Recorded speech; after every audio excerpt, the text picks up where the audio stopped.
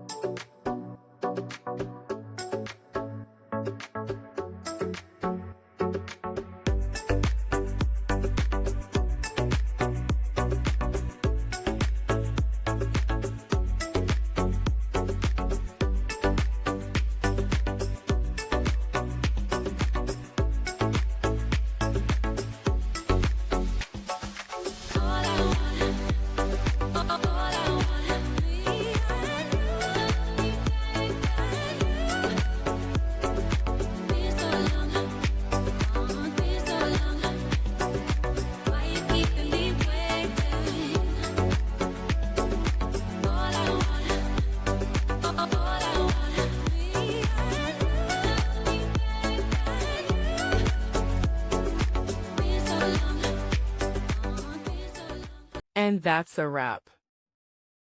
I hope you found the answer you were looking for. If you did, take a second to hit that subscribe button. It really helps out. And let me know in the comments which solution worked best for you. See you next time in the debug zone.